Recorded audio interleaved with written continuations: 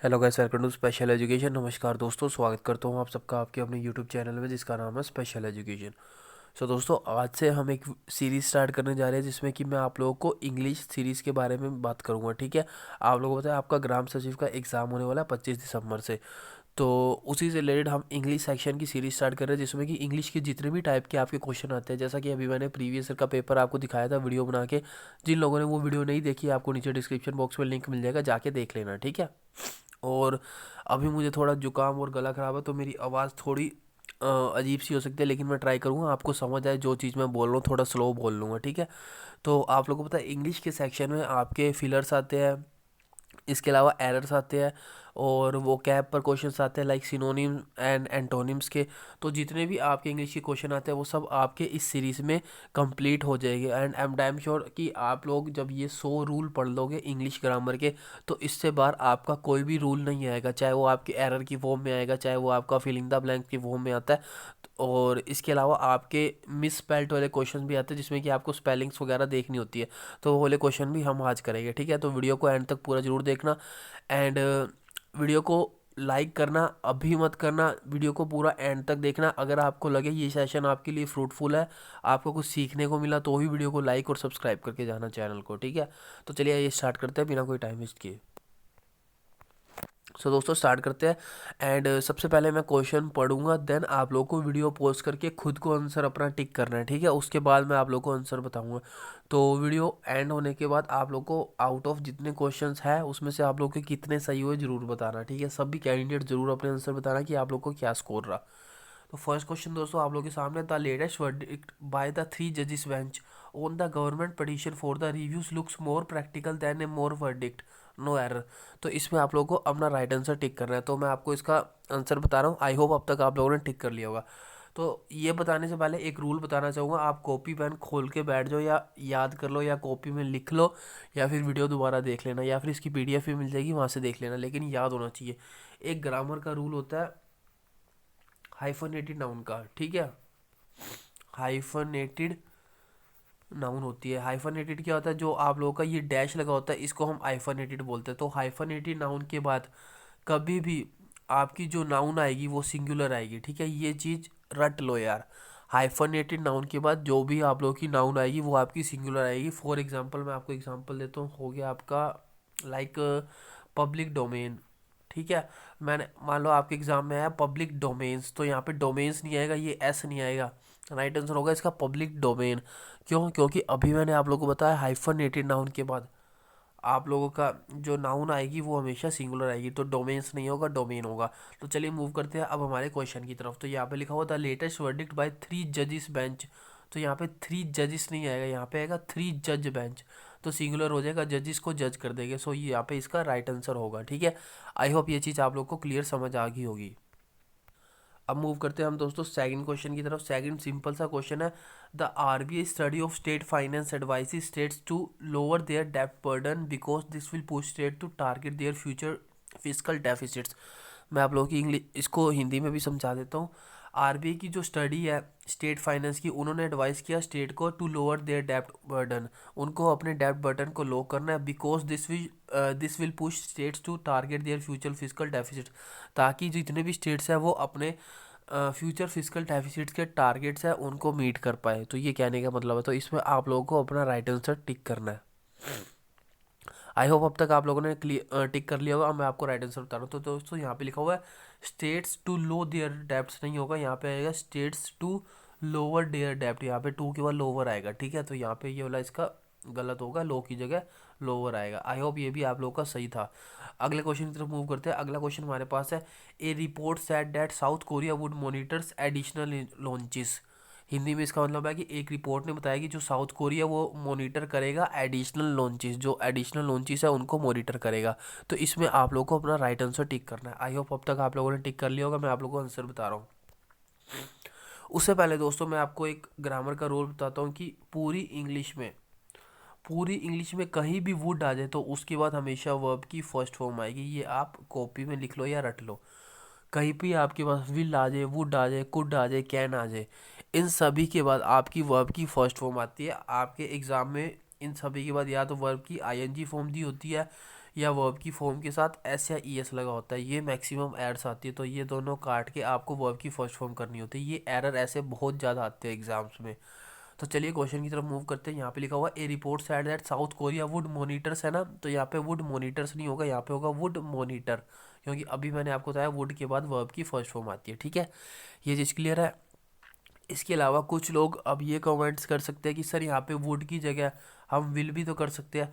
तो यार यहाँ पे विल नहीं कर सकते आप लोग, क्यों नहीं कर सकते? क्योंकि सेंटेंस के स्टार्टिंग में देखो यहाँ पे लिखा हुआ ए रिपोर्ट सैड, ये आपका पास्ट में है। तो जैसे ही आपका सेंटेंस पास्ट से स्टार्ट हो रहा है तो आगे आने वाला पूरा सेंटेंस वो आपका पास्ट में रहेगा। तो यहाँ पे विल की जगह वुड ही ठीक रहेगा, विल नहीं आएगा। क्यों? क्योंकि यहाँ पे पास्ट से स्टार्ट हो रहा है।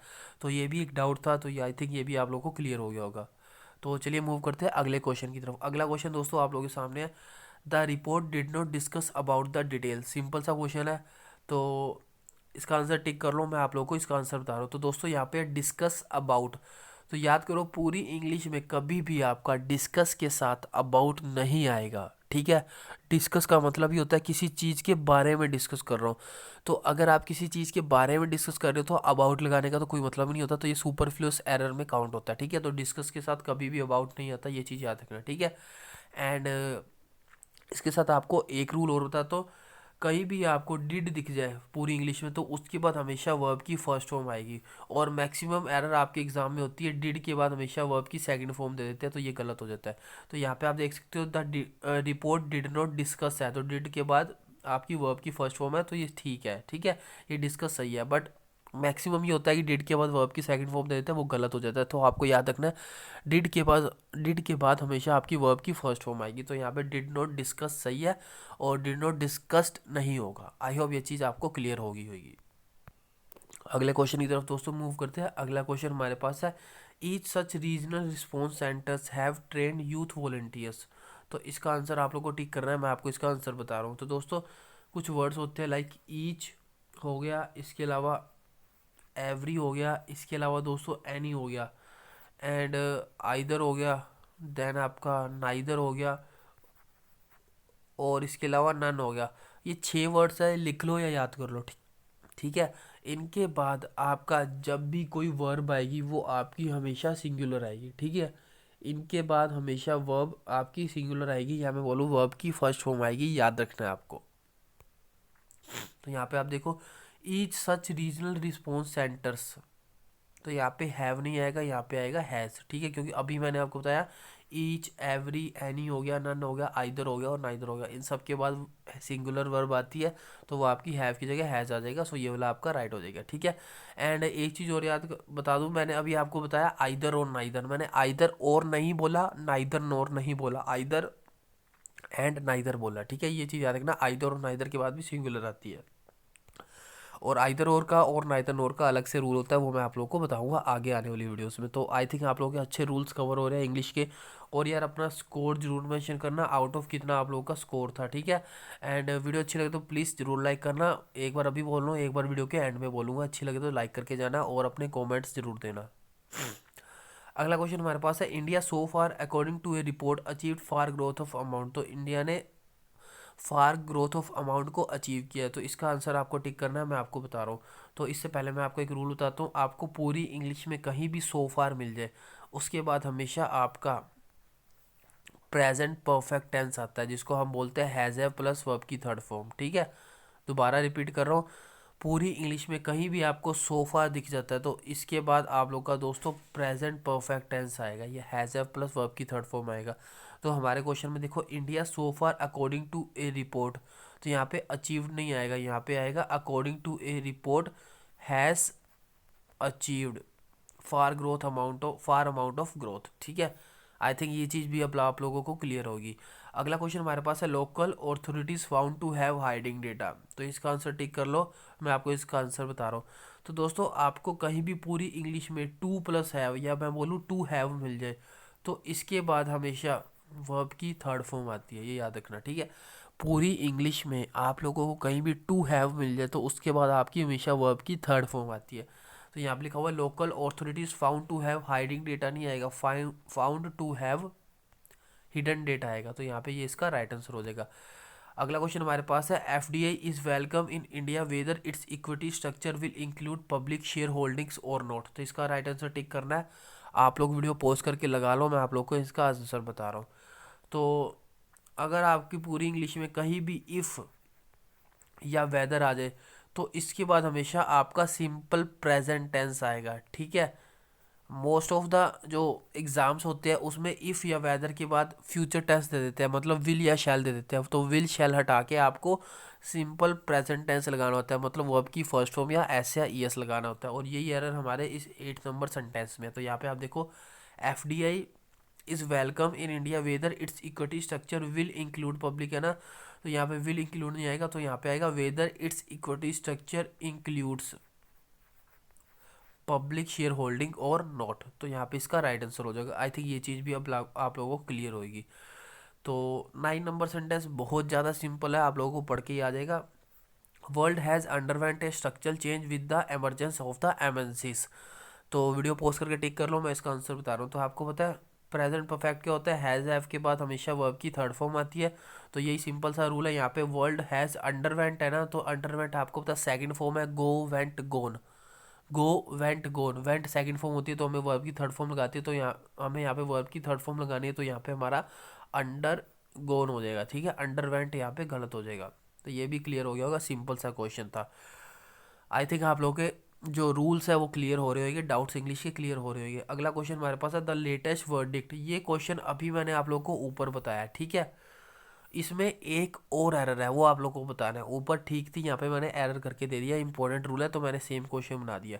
तो यहाँ पे तो आपको पता है 3 जजेस है, तो ये जजेस का एस हट के सिंगल जज हो जाएगा, क्योंकि अभी मैंने आपको बताया हाइफनेटेड जो नाउन होती है उसके बाद जो हाइफनेटेड के बाद जो नाउन होती है वो आपकी सिंगुलर आती है। तो 3 जजेस की जगह 3 जज हो जाएगा। ये एक एरर आपको अब पता है। इसके अलावा एक और एरर है, वो उसका आपको राइट आंसर बताना है। तो वीडियो पोस्ट करके वो एरर टिक कर लो, मैं आप लोगों को बता रहा हूँ। तो दोस्तों यहाँ पे आप लोगों को दिख रहा है लुक्स, लुक। तो यहाँ पे लुक नहीं आएगा, यहाँ पे आएगा लुक्स। क्यों यहाँ पे लुक्स आएगा, क्योंकि यहाँ पे जो हमारा सब्जेक्ट है ये सिंगुलर है, द लेटेस्ट वर्डिक्ट है। तो सब्जेक्ट के अकॉर्डिंग आप लोगों की वर्ब आती है, तो सिंगुलर सब्जेक्ट के साथ हमेशा सिंगुलर वर्ब आएगी। तो सब्जेक्ट हमारा सिंगुलर है तो लुक नहीं आएगा, यहाँ पे लुक्स आएगा। आई होप ये भी आप लोगों को क्लियर होगा। अगला क्वेश्चन हमारे पास है the old man fired a couple of coolie. ये भी सिंपल सा है, ओल्ड मैन ने एक कपल ऑफ कूली को फायर कर दिया। तो इसका राइट आंसर टिक करना मैं आपको बता देता हूँ। पूरी इंग्लिश में कहीं भी आपके सामने ए कपल ऑफ आ जाए तो उसके बाद ए कपल ऑफ के बाद हमेशा जो भी आपकी प्लूरल आएगी, ए कपल ऑफ के बाद जो भी आप लोगों की नाउन आएगी वो आपकी प्लूरल आएगी, ठीक है। तो ए कपल ऑफ के बाद यहाँ पे कूली दिया हुआ है तो कूली की जगह कुलीस आ जाएगा, ठीक है। तो यहाँ पे हो जाएगा the old man fired a couple of coolies, ठीक है। ये भी सिंपल सा याद रखना, ए कपल ऑफ के बाद नाउन हमेशा प्लूरल आती है। तो एरर की क्वेश्चन इतने ही हो गए। अब मैं आपको मिस स्पेल्ट वाले बताता हूँ कि आप लोगों को स्पेलिंग्स वगैरह बतानी है कि किस में गलत है। तो 12 नंबर क्वेश्चन आपको दिख रहा है, ये रेड वाले जितने भी आपको स्पेलिंग्स दिख रही है इनमें आपको बताना है कि किस में एरर्स है, कौन मतलब कौन सी स्पेलिंग आपकी गलत है।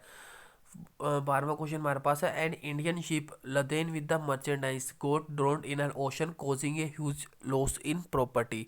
तो मतलब जो इंडियन शिप है जो कि भरा हुआ था मर्चेंडाइज के साथ, गोट ड्रॉट इन एन ओशन जो कि ओशन में डूब गया, causing a huge loss of property जिसके कारण प्रॉपर्टी में काफ़ी भारी नुकसान हुआ।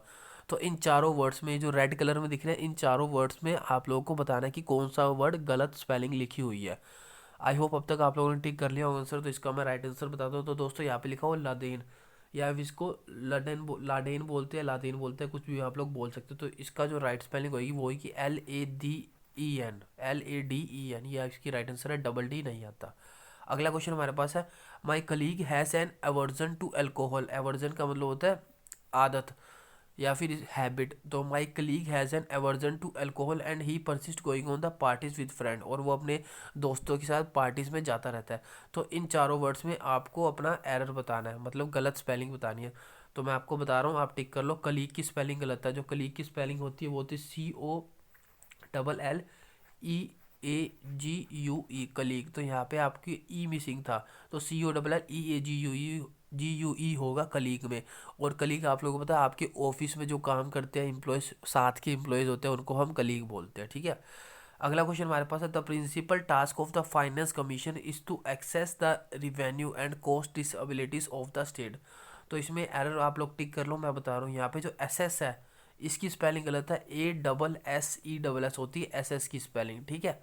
तो ये आपका राइट हो जाएगा। अगला हमारा आज का लास्ट क्वेश्चन है, the constable said that the prisoner seized a fully loaded gun from a policeman and shot the prosecutor. तो इसमें आपको एरर्स देखनी है। पुलिस ने बोला कि जो प्रिजनर है उसने सीज कर दिया है फुली लोडेड गन को, जो कि पुलिसमैन से लेकर और शूट कर दिया प्रोसिक्यूटर को। तो इसमें आपको एरर बतानी है। तो इसमें जो एरर है वो है प्रोसिक्यूटर में। तो यहाँ पे जो प्रोसिक्यूटर की स्पेलिंग लिखी हुई है PROSECUTER लिखी हुई है ना, तो CUTOR आ जाएगी, ठीक है। यहाँ पे ई की जगह TOR आएगा, PROSECUTOR, प्रोसिक्यूटर की ये सही स्पेलिंग होती है। तो ये थे आज के 15 क्वेश्चन। तो आउट ऑफ 15 आप लोगों का कितना स्कोर है, कितने आप लोगों ने मार्क्स स्कोर किए, प्लीज़ ज़रूर बताना। एंड वीडियो अच्छी लगे तो लाइक भी ज़रूर करके जाना और सब्सक्राइब कर लेना। एंड जितने आप ज़्यादा लाइक करोगे और जितने आप लोग कमेंट करोगे, मैं समझ जूँगा कि आगे मुझे इस सीरीज़ को कंटिन्यू करना चाहिए पूरे 100 रूल्स तक। तो ज़रूर बताना इसके बारे में, अपने वैल्यूएबल फीडबैक ज़रूर देखना देना और मीठे मीठे कमेंट्स जरूर करके जाना। तो आज के लिए बस इतना ही रखते हैं।